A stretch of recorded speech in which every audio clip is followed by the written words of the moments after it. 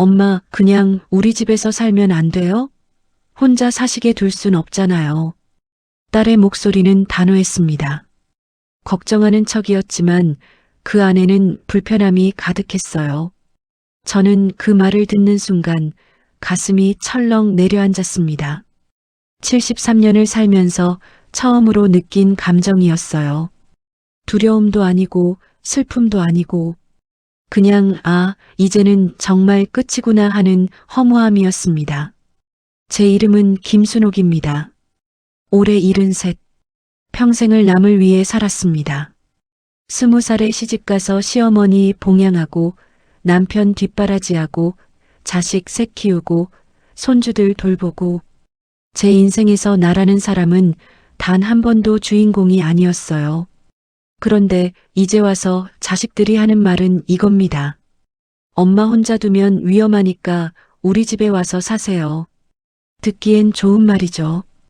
효자 효녀들이 노모를 모시겠다는 건데 뭐가 문제냐고 물으실 수도 있어요. 하지만 저는 알고 있었습니다. 그게 진짜 저를 위한 말이 아니라는 걸요. 지난 한 달 제가 겪은 일들을 생각하면 지금도 가슴이 답답해집니다. 남편이 세상을 떠난 지 석 달. 49제도 끝나지 않았는데 아이들은 벌써 제 인생을 재단하기 시작했어요. 엄마 집 처분하고 우리한테 오세요. 엄마 요양원 알아볼까요? 거기가 더 편하실 거예요. 엄마 아빠 보험금은 공평하게 나눠야죠. 한 명도 빠짐없이 모두 똑같은 말들을 했습니다. 저를 위한 말이 아니라 그들 자신을 위한 말들이었어요. 왜 이렇게 됐을까요? 제가 뭘 잘못한 걸까요? 아니, 잘못한 게 있다면 너무 잘해준 게 잘못이었는지도 모릅니다. 이 이야기는 평범한 한국의 어머니가 평생을 바쳐 사랑한 가족들로부터 어떻게 상처받았는지 그리고 마지막 순간 어떤 선택을 했는지에 관한 이야기입니다. 혹시 여러분도 비슷한 경험 있으신가요? 평생 희생했는데 정작 아무도 고마워하지 않는다는 느낌. 그 허무함 저도 잘 압니다. 오늘 이 이야기가 여러분께 작은 위로가 되었으면 좋겠습니다. 그럼 처음부터 천천히 말씀드릴게요. 남편 박영수 씨가 세상을 떠난 건 작년 9월이었습니다. 50년을 함께 산 사람이 어느 날 아침 눈을 감았어요. 심근경색이었습니다. 전날까지만 해도 멀쩡했던 사람이 그렇게 갑자기 떠났어요. 장례식장은 북적였습니다. 친척들, 동네 사람들, 남편 회사 동료들까지 많이 왔어요. 다들 저한테 말했죠. 형님, 이제 편히 쉬세요. 평생 고생 많으셨어요. 저는 그 말이 참 이상했습니다. 편히 쉬라고요? 제가 언제 쉬어본 적이 있었나요? 20살에 시집와서 시어머니 모시고 애 셋 낳아 키우고 남편 사업 망했을 때 새벽 시장에 나가 일하고 큰딸 대학 보내려고 식당에서 설거지하고 작은 딸 결혼 자금 마련하려고 아파트 청소하고 50살이 넘어서는 손주들 육아를 도맡았습니다. 큰딸 내 쌍둥이, 작은 딸 내 아들, 아들 내 딸까지 4명의 손주를 번갈아가며 돌봤어요. 그때도 저는 쉬지 못했습니다. 엄마, 애 좀 봐주세요. 일 나가야 해요. 엄마, 오늘 야근인데 저녁 챙겨주실 수 있죠? 엄마, 주말에 애들 데리고 놀아주세요. 우리 부부 영화 보고 올게요. 제 시간이 제 것이었던 적은 단 하루도 없었습니다. 남편은 그런 저를 당연하게 여겼어요.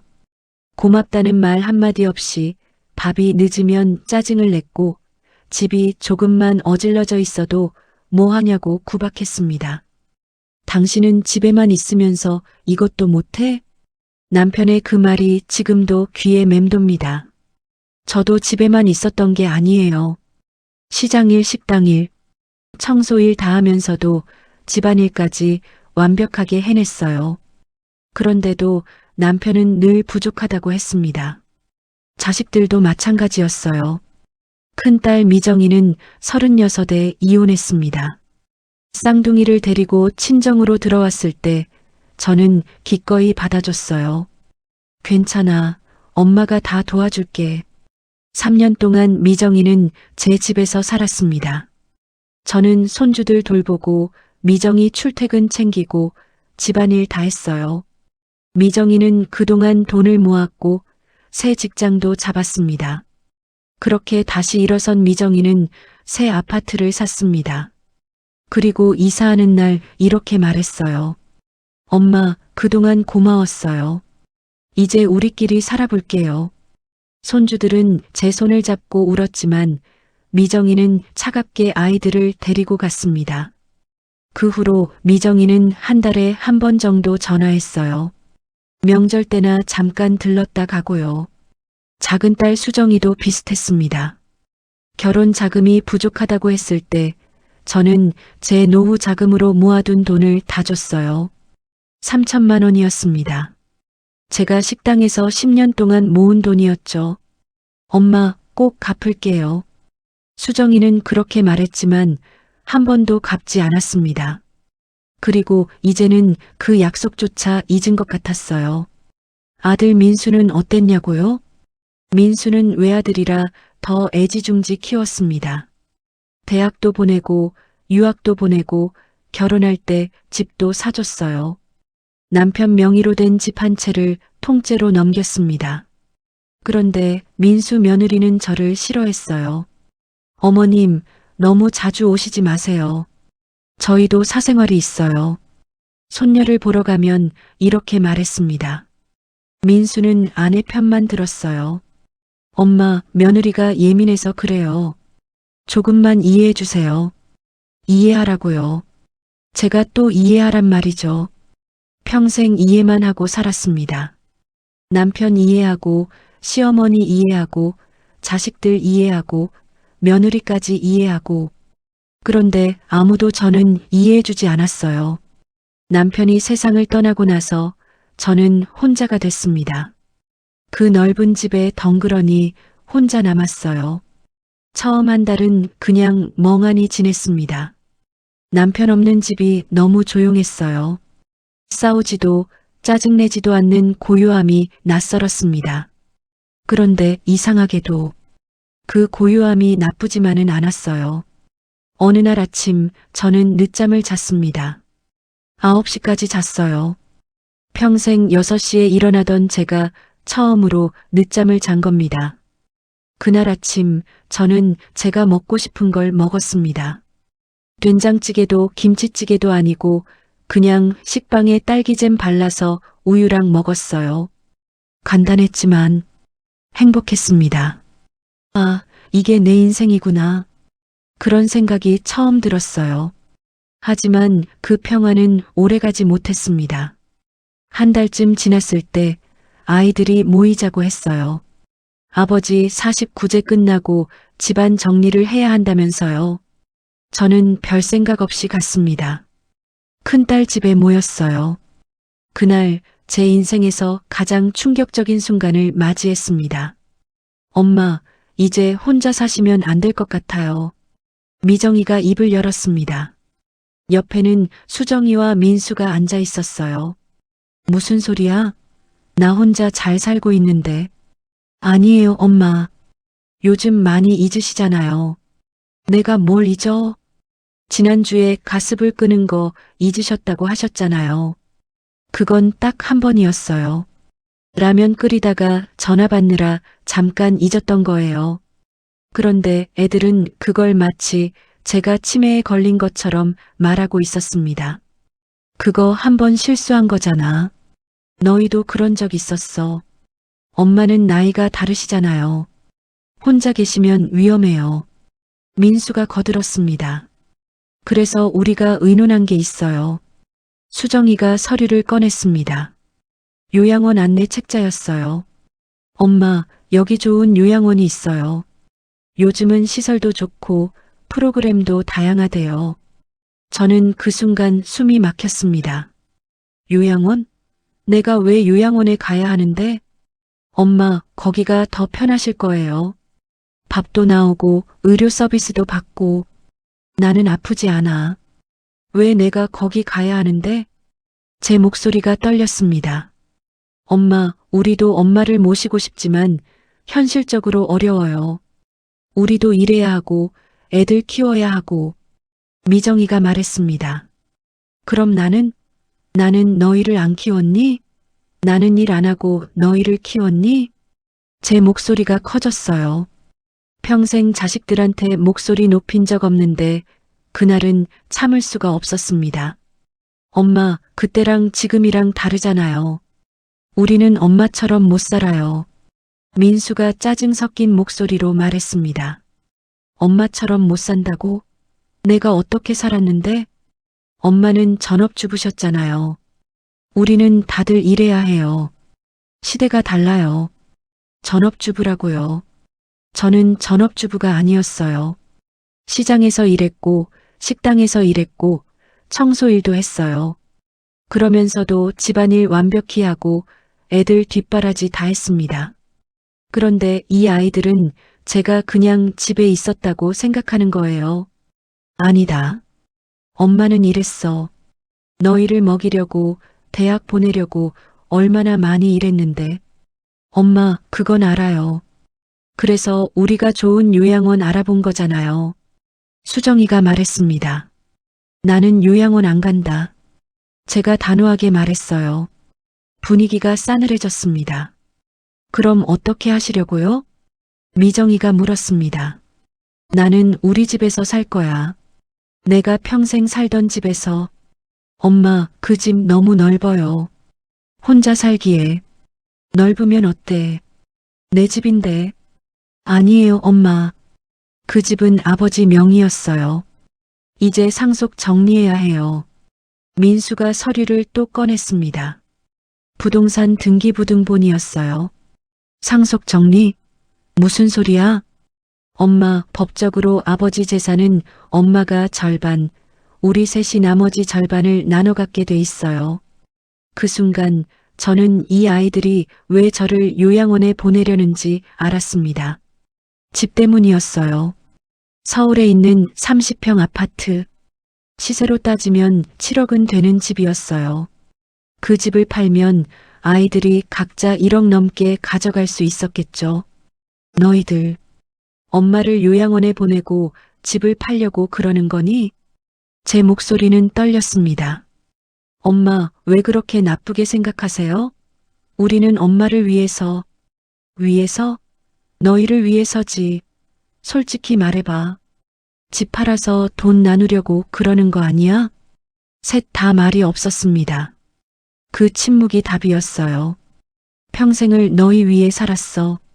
내 인생 하나 없이 너희만 생각하고 살았다고. 그런데 이제 와서 나한테 이러는 거니? 엄마, 우리도 먹고 살아야 해요. 애들 학원비, 대출 이자. 수정이가 말했습니다. 나도 먹고 살아야지. 나도 살 곳이 있어야지. 저는 소리쳤습니다. 평생 처음으로 자식들한테 소리를 질렀어요. 엄마, 진정하세요. 우리가 요양원비는 다 낼게요. 요양원비? 그게 문제가 아니잖아. 나는 가기 싫다고. 엄마가 혼자 있으면 위험하다니까요. 나중에 무슨 일 생기면 어떡하려고요. 미정이가 소리를 높였습니다. 저는 그 순간 깨달았습니다. 이 아이들은 제가 위험할까봐 걱정하는 게 아니었어요. 제가 혼자 있다가 사고라도 나면 자기들이 책임져야 하니까 그게 불편한 거였어요. 그리고 무엇보다 집이 탐났던 거죠. 알았어. 저는 조용히 말했습니다. 뭘 알았어요? 너희가 원하는 게 뭔지 알았어. 이 엄마가 이제 짐이 됐구나. 귀찮은 존재가 됐어. 엄마, 그게 아니라. 됐어. 됐다고. 저는 일어났습니다. 나 집에 갈게.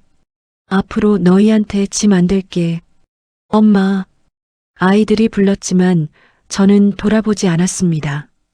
집으로 돌아오는 길, 저는 버스 안에서 울었습니다. 70평생 처음으로 사람들 앞에서 눈물을 흘렸어요. 평생 참고 살았는데 그날은 도저히 참을 수가 없었습니다. 내가 뭘 잘못했을까? 너무 잘해준 게 잘못이었을까? 아니면 내가 너무 약했던 걸까? 집에 도착해서도 눈물이 멈추지 않았습니다. 그날 밤 저는 남편 영정 앞에 앉았어요. 여보, 당신 잘 가셨어요. 이런 꼴 안 보고 가서 다행이에요. 남편은 웃고 있었습니다. 사진 속에서 환하게 웃고 있었어요.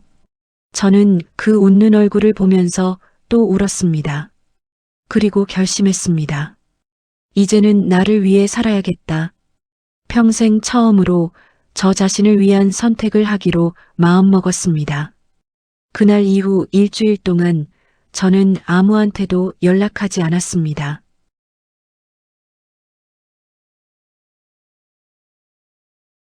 아이들도 연락하지 않았어요. 미안하다는 말도 괜찮냐는 말도 없었습니다. 그 침묵이 오히려 저를 깨우쳤어요. 아, 이 아이들은 정말 진심이었구나. 저를 요양원에 보내고 집을 정리하려는 게 진심이었구나. 저는 혼자 생각했습니다. 길고 깊게 생각했어요.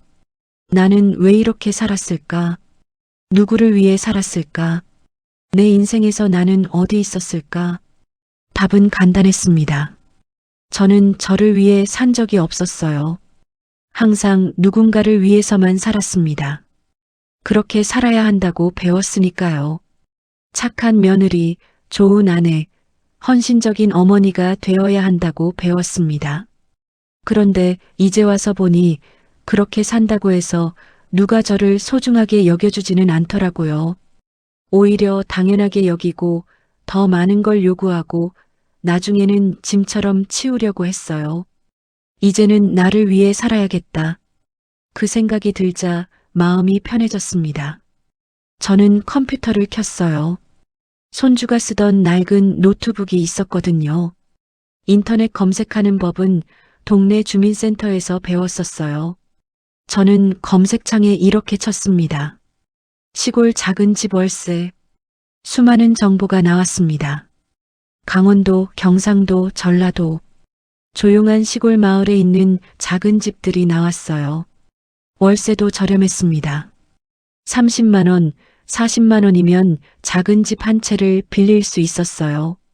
저는 하나씩 전화를 걸기 시작했습니다. 거기 혹시 집 아직 있나요? 네, 있습니다. 언제 보러 오실 수 있으세요? 이틀 후, 저는 강원도로 향했습니다. 아이들한테는 아무 말도 하지 않았어요. 어차피 말해봤자 반대할 게 뻔했으니까요. 기차를 타고 3시간을 갔습니다. 그리고 버스를 타고 1시간을 더 갔어요. 산골 마을이었습니다. 집은 작았어요. 방 2개짜리 단층 집이었습니다.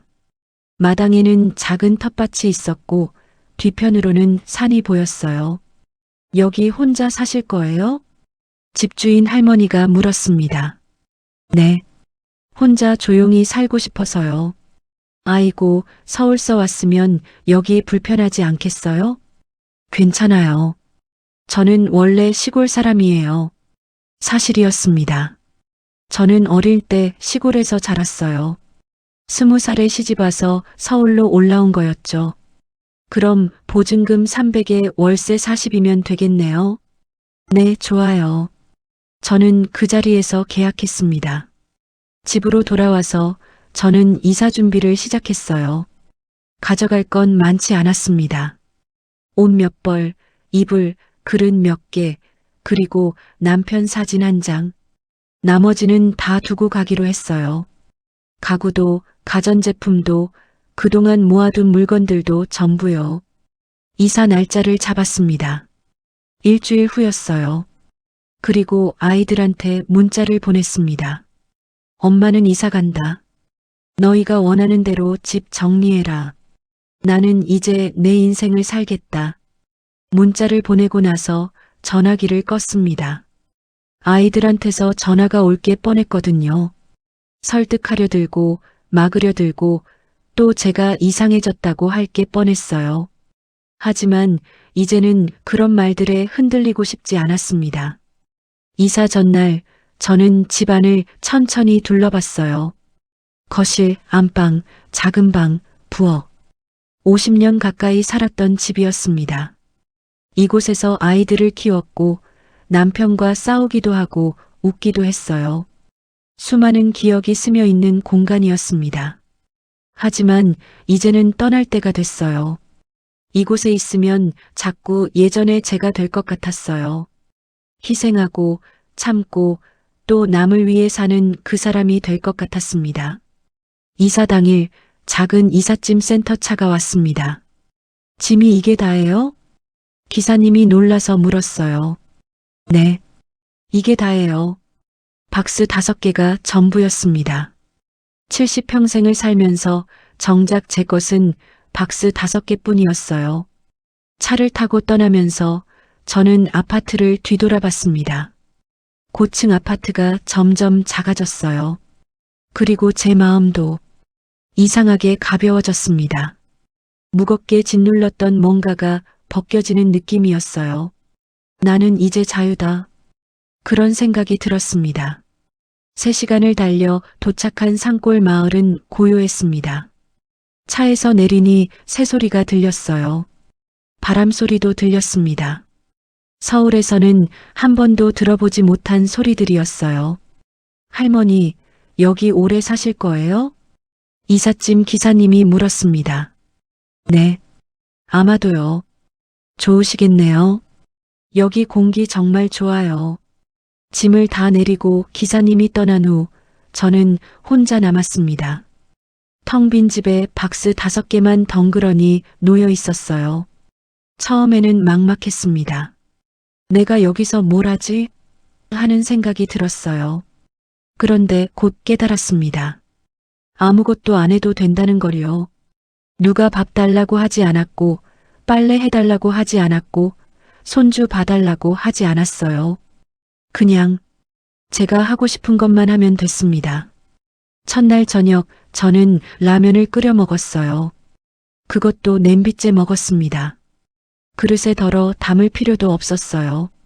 누가 볼 사람도 없고 잔소리할 사람도 없었으니까요. 그렇게 냄비째 라면을 먹으면서 저는 웃었습니다. 70평생 처음으로 냄비째 라면을 먹고 그게 이렇게 편하고 좋다니. 밤이 됐습니다. 산골 마을의 밤은 깜깜했어요. 가로등도 별로 없었습니다. 하지만 그 어둠 속에서 별이 보였어요. 수없이 많은 별들이 하늘을 가득 채우고 있었습니다. 저는 마당에 나가 한참을 하늘을 봤어요. 이렇게 아름다운 하늘이 있었구나. 서울에서는 한 번도 본 적 없는 하늘이었습니다. 그날 밤 저는 깊이 잠들었습니다. 누가 깨울까 걱정할 필요도 없고 새벽에 일어나 밥 차려야 한다는 부담도 없었어요. 그냥 편안하게 잠들었습니다. 아침에 눈을 떴을 때 햇살이 창문으로 들어오고 있었습니다. 시계를 보니 9시였어요. 예전 같았으면 벌써 3시간 전에 일어나서 아침 준비하고 설거지하고 빨래 돌리고 있었을 시간이었죠. 하지만 오늘은 아무것도 안 해도 됐습니다. 저는 침대에 누워 한참을 그냥 있었어요. 천장을 보면서 아무 생각도 하지 않았습니다. 그게 너무 좋았어요. 점심때가 되어서야 일어났습니다. 냉장고에는 아무것도 없었어요. 어제 챙겨온 게 없었거든요. 마을 입구에 작은 슈퍼가 있다고 했습니다. 저는 천천히 걸어갔어요.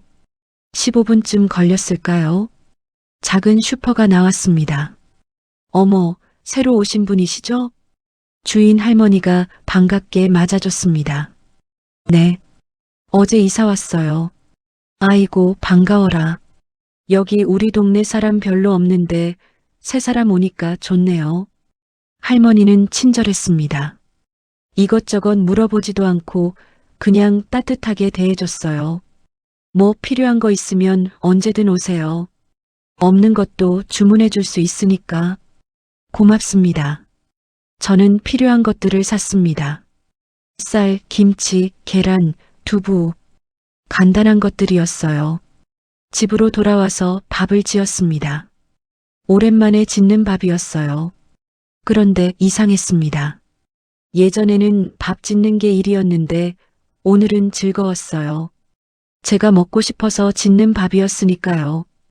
김치찌개도 끓였습니다. 제가 좋아하는 만큼 맵게 넣고 두부도 듬뿍 넣었어요. 밥상을 차리고 앉았을 때 문득 눈물이 났습니다. 이게 내 밥상이구나. 70평생 처음으로 저만을 위한 밥상이었어요. 천천히 밥을 먹었습니다. 급할 것도 없었어요. 누가 빨리 먹으라고 재촉하지도 않았고 설거지 서둘러야 할 이유도 없었습니다. 그렇게 한 달이 흘렀습니다. 처음 일주일은 적응하느라 정신없었어요. 집 정리하고 동네 익숙해지고 생활 패턴 만들고. 그런데 2주일째부터는 여유가 생겼습니다. 아침에 일어나서 산책을 시작했어요. 마을 뒷산에 오솔길이 있었거든요. 매일 아침 그 길을 걸었습니다. 1시간쯤 걸렸는데 전혀 힘들지 않았어요. 새소리 들으면서 바람 쐬면서 그냥 걷는 게 좋았습니다. 산책하다 만난 동네 할머니들과도 친해졌어요. 순옥 씨, 오늘도 산책하시네요? 네. 이박 씨, 안녕하세요. 간단한 인사였지만 따뜻했습니다. 서울에서는 이웃이 누군지도 몰랐어요. 같은 아파트에 살아도 얼굴 한번 보기 힘들었죠. 그런데 여기는 달랐습니다. 마을 사람이 20가구밖에 안 됐지만 모두가 서로를 알고 지냈어요. 순옥 씨, 우리 집에 고추 좀 많이 열렸는데 가져가요. 아니에요. 괜찮아요. 뭐가 괜찮아요. 혼자 사는데 이것저것 챙겨 먹어야죠. 이웃 할머니가 고추를 한 봉지 주셨어요. 다음 날 저도 뭔가 드리고 싶어서 김치를 담갔습니다. 그리고 한 통 가져다 드렸어요. 어머, 이거 담그느라 힘드셨겠어요. 아니에요. 저도 먹으려고 담근 건데 나눠 먹으면 좋죠. 그렇게 자연스럽게 나누며 살았습니다.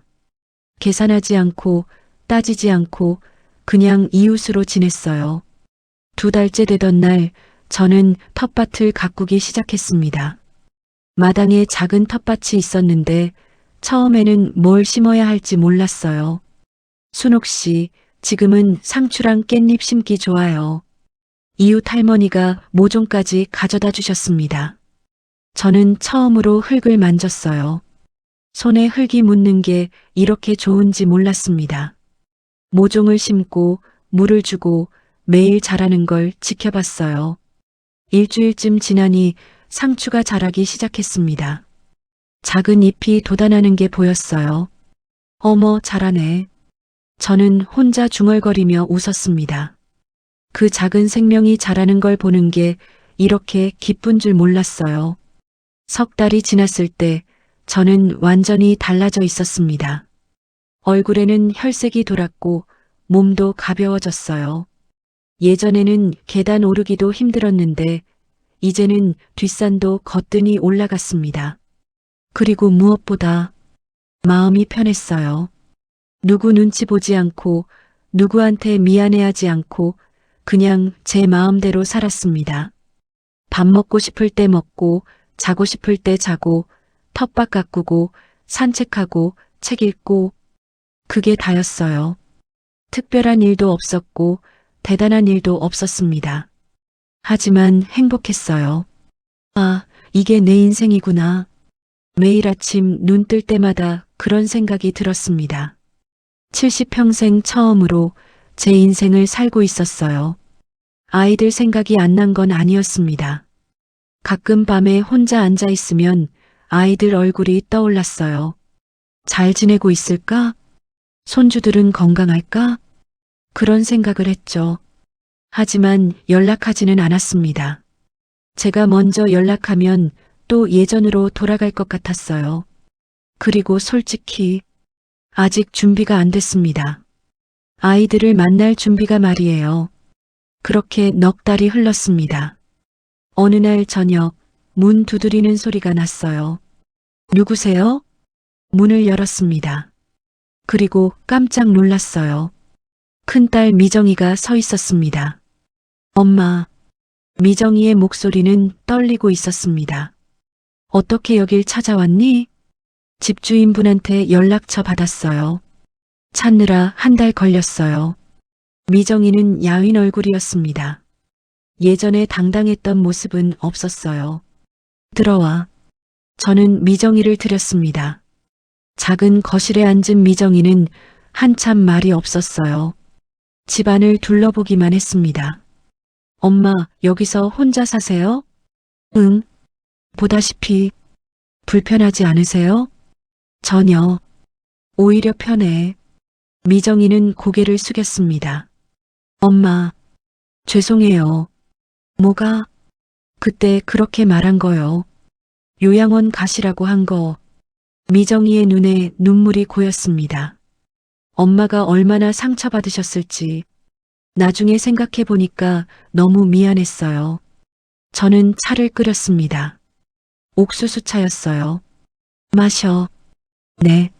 미정이는 차를 받아들고 한숨을 쉬었습니다. 엄마가 집 나가시고 나서 우리 셋이 많이 싸웠어요. 왜? 집 처분 문제로요. 민수는 빨리 팔자고 했고 수정이는 일단 기다리자고 했고 저는 엄마 찾아야 한다고 했어요.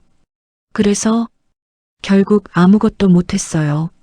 엄마 동의 없이는 집을 팔 수도 없고 그리고 뭐보다 엄마를 찾아야 했으니까요. 미정이가 저를 봤습니다. 엄마, 정말 죄송해요. 제가 너무 이기적이었어요. 저는 조용히 차를 마셨습니다. 그때는 왜 그랬니? 돈이 필요했어요. 애들 학원비, 생활비.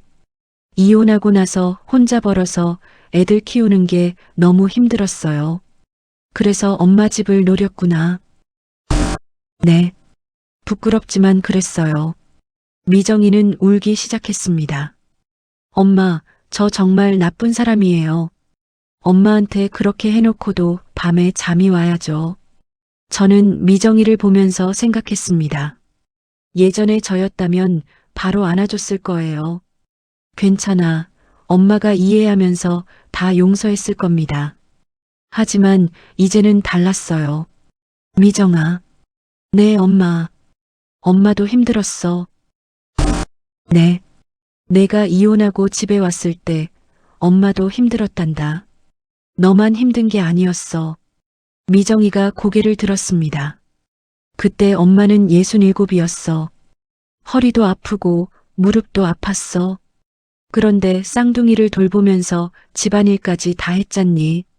엄마, 그때 한 번이라도 고맙다고 했니? 미안하다고 했니? 미정이는 대답하지 못했습니다. 엄마가 당연히 해줄 거라고 생각했지. 엄마니까 당연히 도와줘야 한다고 생각했잖아. 죄송해요. 수정이도 마찬가지야. 3천만 원 빌려줬는데 한 번도 갚지 않았어. 갚을 생각도 없었지. 엄마 돈은 그냥 받아도 되는 돈이라고 생각한 거야. 엄마, 정말 죄송해요. 민수도 똑같아. 집까지 사줬는데 며느리가 엄마 오지 말래서 못 가게 했잖니. 손녀 한 번 보려면 눈치 봐야 했어. 저는 차분하게 말했습니다. 화내지 않고 그냥 사실을 말했어요. 너희는 엄마가 항상 있을 거라고 생각했어. 엄마는 엄마니까 당연히 희생하고 당연히 이해하고 당연히 참을 거라고 생각했지. 맞아요. 저희가 너무 이기적이었어요. 엄마도 사람이야. 저는 미정이를 똑바로 봤습니다. 엄마도 아프고 힘들고 서러워. 엄마라는 이유로 다 참을 수는 없어. 네, 알아요. 이제 알았어요. 미정이는 계속 울었습니다. 저는 미정이를 보면서 마음이 복잡했어요. 예전처럼 당장 용서하고 싶지는 않았습니다. 하지만 그렇다고 완전히 등을 돌리고 싶지도 않았어요. 미정아. 네, 엄마. 엄마는 이제 너희한테 돌아가지 않을 거야. 네. 여기서 혼자 살 거야. 이게 엄마가 원하는 삶이거든. 알아요, 엄마. 여기 오면서 봤어요. 엄마 얼굴이 훨씬 좋아지셨어요. 예전보다 건강해 보이세요. 미정이가 말했습니다. 서울에 있을 때는 엄마 얼굴이 항상 피곤해 보였어요. 그런데 지금은 편안해 보이세요. 그래. 엄마는 지금 행복해. 다행이에요. 정말 다행이에요. 미정이는 한참을 울다가 진정했습니다. 엄마 가끔 연락해도 될까요? 응. 자주는 안 할게요. 그냥 가끔 안부만 물어봐도 될까요? 그래. 고맙습니다, 엄마. 미정이는 가방에서 봉투를 꺼냈습니다. 이거 그때 엄마가 도와주셨을 때 생활비예요. 다는 아니지만 제가 모을 수 있는 만큼 모았어요. 500만 원이에요. 됐어. 아니에요. 받아주세요. 이거라도 드려야 제 마음이 편해요. 저는 봉투를 받았습니다. 받지 않으면 미정이가 더 괴로워할 것 같았어요. 고맙다. 아니에요. 당연한 거예요. 미정이는 일어났습니다. 엄마, 저 이제 갈게요. 애들이 할머니 집에 있어서요. 그래. 조심히 가. 네. 다음에 또 와도 될까요? 애들 데리고요. 생각해 볼게. 네. 그럼 연락할게요. 미정이는 몇 번이나 뒤돌아보며 떠났습니다. 차가 떠나는 걸 보면서 저는 복잡한 심정이었어요. 미안해하는 딸을 보니 마음이 아팠습니다. 하지만 동시에 이제는 예전으로 돌아갈 수 없다는 것도 분명히 알았어요. 그날 밤 수정이한테서 전화가 왔습니다. 엄마, 언니한테 들었어요. 제가 정말 잘못했어요. 엄마, 3천만 원 꼭 갚을게요. 시간 좀 걸려도 꼭 갚을게요. 됐어. 그 돈은 내 결혼 축의금이라고 생각해. 아니에요, 엄마. 갚을게요. 그게 맞아요. 수정이도 울고 있었습니다. 엄마, 제가 너무 철없었어요. 엄마 돈을 당연하게 생각했어요. 미안해요. 알았어. 그만 울어. 엄마, 건강하세요. 제가 가끔 연락드려도 될까요? 응. 고맙습니다, 엄마. 이틀 후에는 민수가 왔습니다. 며느리도 함께 왔어요. 손녀도 데리고 왔습니다. 어머님, 죄송합니다.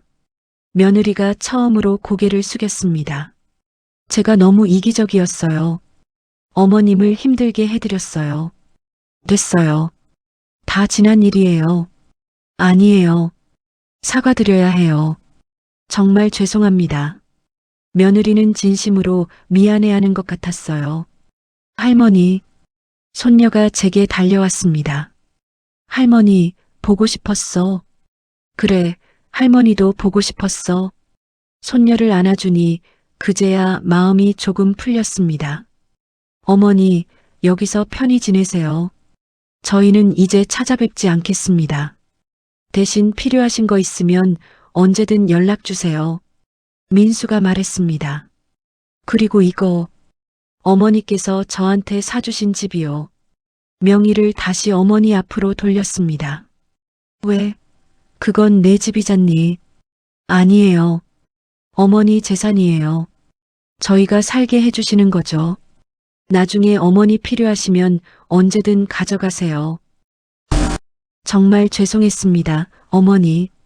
민수 가족이 떠나고 저는 한참을 앉아 있었습니다.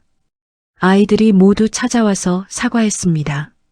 미안하다고, 잘못했다고, 이제는 제대로 하겠다고 했어요. 그 말들이 진심인지 아닌지는 시간이 지나봐야 알 것 같았습니다. 하지만 한 가지는 분명했어요. 저는 이제 예전의 엄마로 돌아가지 않을 거라는 것, 제 인생을 포기하지 않을 거라는 것, 그게 저의 마지막 결단이었습니다. 그로부터 6개월이 지났습니다. 지금 저는 이 작은 산골 마을에서 조용히 살고 있어요. 아침에 일어나면 텃밭에 물을 줍니다. 상추도 자라고 고추도 열리고 가지도 주렁주렁 달렸어요. 제 손으로 키운 것들을 보면 뿌듯합니다. 산책도 빠지지 않고 해요. 매일 아침 뒷산을 오르는데 이제는 정상까지 갈 수 있습니다. 정상에서 보는 풍경이 참 좋아요. 산과 들과 하늘이 한눈에 들어옵니다.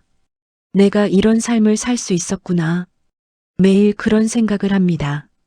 아이들과는 한 달에 한 번 정도 통화해요.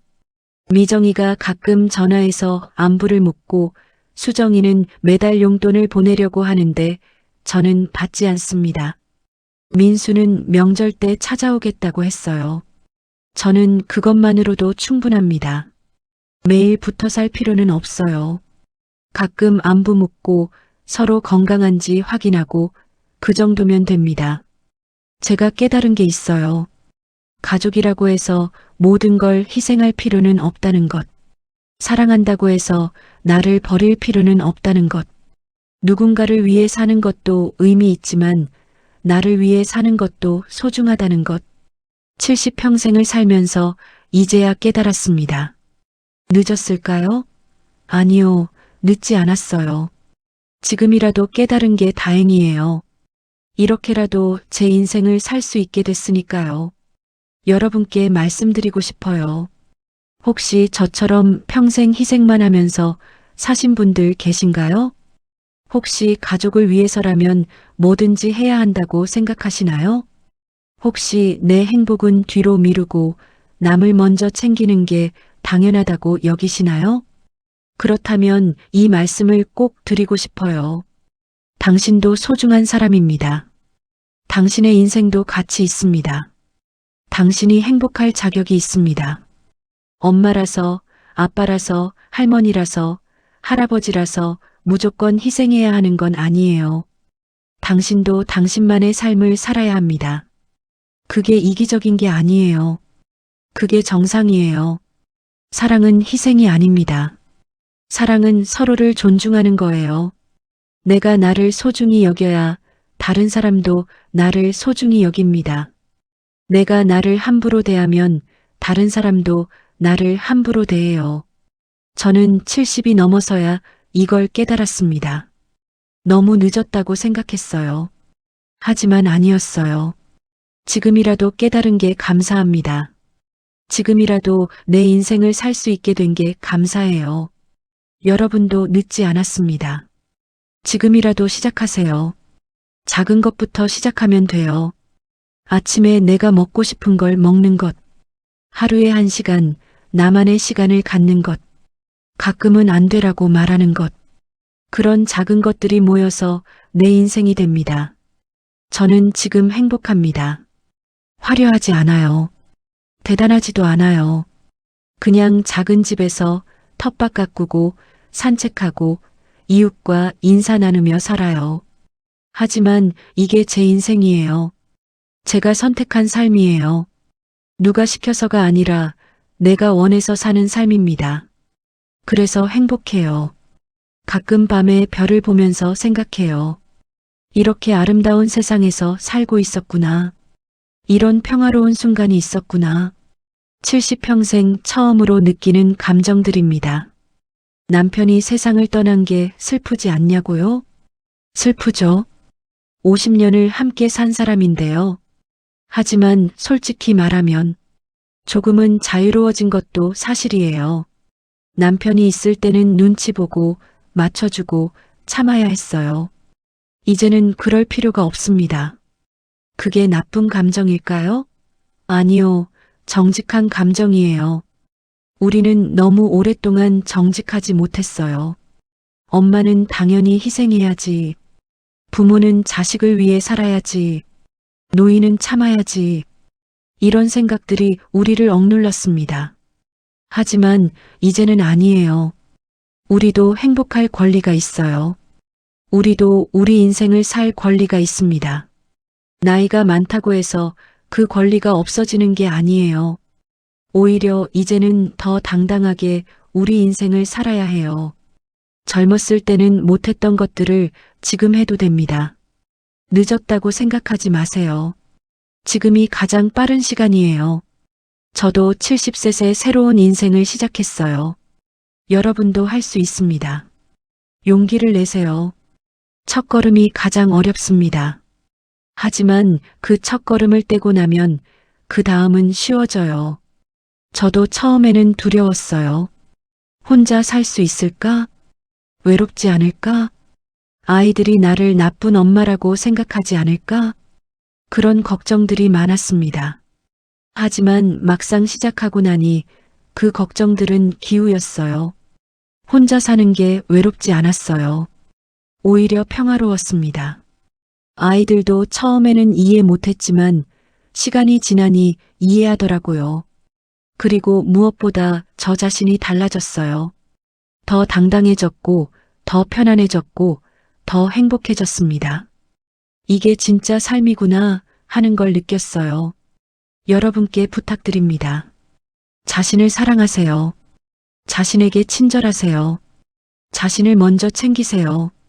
그게 이기적인 게 아니에요. 그게 건강한 겁니다. 내가 행복해야 남도 행복하게 해줄 수 있어요. 내가 무너지면 아무도 행복할 수 없습니다. 그러니 제발 자신을 소중히 여기세요. 당신은 그럴 자격이 있습니다. 당신은 충분히 많이 희생했어요. 이제는 당신을 위해 살아도 됩니다. 마지막으로 이 말씀을 드리고 싶어요. 인생은 한 번뿐입니다. 다시 살 수 없어요. 그러니 후회 없이 사세요. 남이 뭐라고 하든 당신이 원하는 대로 사세요. 용기 내세요. 변화는 두렵지만 그 두려움 너머에 진짜 삶이 있습니다. 저는 70셋의 새로운 삶을 시작했어요. 여러분은 지금 몇 살이신가요? 지금이라도 늦지 않았습니다. 오늘이 당신 인생에서 가장 젊은 날이에요. 시작하세요. 작은 것부터 시작하세요. 그리고 당당하게 사세요. 당신의 인생은 당신의 것입니다. 누구도 대신 살아줄 수 없어요. 그러니 당신이 직접 살아야 합니다. 저는 지금 이 작은 산골 마을에서 제 인생을 살고 있어요. 아침에 눈 뜨면 감사합니다. 오늘도 내 하루를 살 수 있구나. 그 감사함으로 하루를 시작해요. 텃밭에 물을 주면서 산책을 하면서 이웃과 이야기하면서 평범한 하루를 살아갑니다. 하지만 그 평범한 하루가 너무 소중해요. 왜냐하면 그게 제 인생이니까요. 여러분도 그런 하루를 사셨으면 좋겠습니다. 당신만의 하루를, 당신이 선택한 하루를, 그게 모여서 당신의 인생이 됩니다. 마지막까지 이 긴 이야기를 들어주셔서 감사합니다. 제 이야기가 여러분께 작은 위로가 되었으면 좋겠어요. 그리고 혹시 지금 힘드신 분이 계시다면 용기를 내셨으면 합니다. 당신은 혼자가 아니에요. 세상에는 당신과 비슷한 고민을 하는 사람들이 많아요. 그리고 당신은 그럴 만한 이유가 있어요. 당신의 감정은 정당합니다. 당신의 선택도 존중받아야 해요. 그러니 당당하게 사세요. 주저하지 마세요. 인생은 짧아요. 후회하며 살기에는 너무 아깝습니다. 지금 이 순간부터 당신을 위해 사세요. 당신의 행복을 위해 선택하세요. 그게 당신이 할 수 있는 가장 용기 있는 일입니다. 응원합니다. 당신의 새로운 시작을, 당신의 용기를, 당신의 인생을, 그리고 기억하세요. 당신은 소중한 사람입니다. 당신은 사랑받을 자격이 있어요. 당신은 행복할 권리가 있습니다. 나이가 많다고, 엄마라고, 할머니라고 해서 그 권리가 사라지지 않아요. 지금도 여전히 당신은 소중합니다. 그걸 잊지 마세요. 저는 오늘도 제 작은 집에서 제 하루를 살아갑니다. 평범하지만 행복한 하루를. 여러분도 그런 하루를 사시길 바랍니다. 당신만의 평화로운 하루를. 당신이 선택한 행복한 하루를. 그게 모여서 아름다운 인생이 될 거예요. 긴 이야기 들어주셔서 진심으로 감사드립니다. 도움이 되셨다면 좋아요와 구독 눌러주시고 다음 이야기에서 또 만나요. 여러분, 부디 행복하세요. 당신의 인생을 사세요. 당당하게, 아름답게, 행복하게. 안녕히 계세요.